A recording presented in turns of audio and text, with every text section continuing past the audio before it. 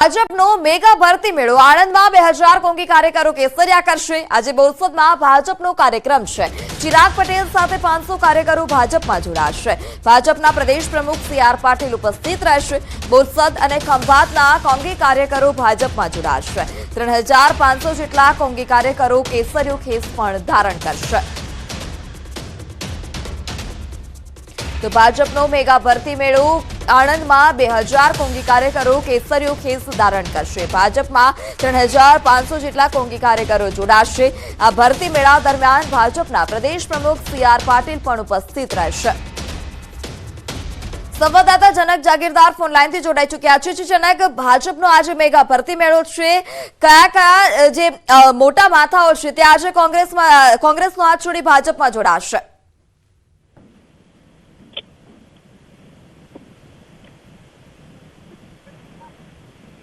જી જનક। જી પૃથા, મધ્ય ગુજરાતનો ગઢ એવો આણંદ જિલ્લો એક સમય એવો હતો કે અહીંયા કોંગ્રેસની સ્તુતિ બોલતી એવું કહેવાતું, કારણ કે અમે ઘણા બધા વર્ષોથી આ રિપોર્ટિંગ કરીએ છીએ। એવું કહેવાતું કે ભાઈ અહીંયા કોંગ્રેસનો 4 પક્ષનો ઉમેદવાર બી 4 પગનો ઉમેદવાર ઉભો રહે તો પણ જીતી જાય। આજે પરિસ્થિતિ એ હદે ખલાસ થઈ ગઈ છે કે કોંગ્રેસના સંગઠનનું કોંગ્રેસનું નામ નિશાન અહીંયા નથી રહ્યું। સૌથી મોટો મહત્વનો મુદ્દો એ છે કે આજે બોરસદ એ કોંગ્રેસનો ગઢ ગણાય, ખંભાત કોંગ્રેસનો ગઢ, સમગ્ર તાલુકાની જે આખી જે 7 બેઠકો છે કોંગ્રેસની ગઢ ગણાય। એકમાત્ર ગત વિધાનસભામાં ચિરાગ પટેલ જે કોંગ્રેસના જીત્યા હતા એ પણ આજે વિધિવત રીતે ભાજપમાં જોડાશે। બોરસદમાં 2500 જેટલા કોંગ્રેસના કાર્યકરો સી.આર. પાટીલ પ્રદેશ પ્રમુખની ઉપસ્થિતિમાં ભગવો ખેસ પહેરશે।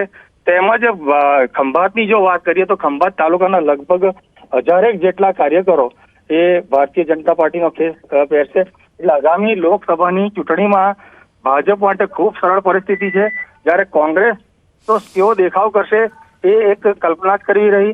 ખૂબ મહત્વની બાબત એ છે કે રામ જન્મભૂમિના જે શિલાન્યાસ વિધિ, જે પ્રાણ પ્રતિષ્ઠા મહોત્સવ થયો ત્યારે એક લોક ચર્ચા સમગ્ર જિલ્લામાં એ છે, ઘણા જે તત્વચિંતકો છે, જે શિક્ષણવિદો છે, એમનું કહેવું છે કે જેવી રીતે મહાત્મા ગાંધીએ જે સ્વતંત્રતાની ચળવળ ચલાવી હતી એવું હિન્દુ ભારતીય સનાતન સંસ્કૃતિની જે ચળવળ છે એ પ્રધાનમંત્રી નરેન્દ્ર મોદીએ ચલાવી। મહાત્મા ગાંધીજી અંગ્રેજોને કાઢવા માટે 300 વર્ષ જૂના અંગ્રેજોને કાઢવા માટે ચળવળ ચલાવી, જ્યારે નરેન્દ્ર મોદીએ 500 વર્ષ જૂનું આપણું જે રામ મંદિર જે હતું અને જે લોક લાગણી હતી એ મંદિરને સાકાર કરી અને એક ખૂબ મહત્વનું કામ કર્યું છે।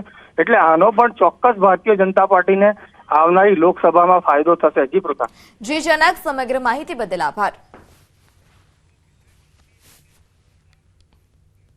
સમાચારમાં આગળ વાત કરીએ બનાસકાંઠાની, તો બનાસકાંઠાના પાલનપુર અંબાજી હાઈવે પર જોખમી સવારીનો વધુ એક વિડીયો વાયરલ થયો છે। ઇકો ગાડીની ઉપર મુસાફર બેસાડી અને સ્પીડથી ગાડી ચલાવવામાં આવતી હોય તેવો વિડીયો ફરી એકવાર સામે આવ્યો। પેસેન્જર ઇકો ગાડીમાં સ્ટેટ હાઈવે પર જોખમી સવારી કરી રહ્યા છે, જ્યારે અનેકવાર આ રીતે જોખમી સવારીના વિડીયો અગાઉ પણ વાયરલ થઈ ચૂક્યા છે। જિલ્લા ટ્રાફિક પોલીસની ચેકિંગ હોવા છતાં બિંદાસ આ પ્રકારે શટલ ચાલકો મુસાફરો બેસાડી અને પોતાનું વાહન હંકારી રહ્યા છે। જોખમી સવારીનો વધુ એક વિડીયો સામે આવતા હાલ અત્યારે અનેક સવાલ ઉઠી રહ્યા છે।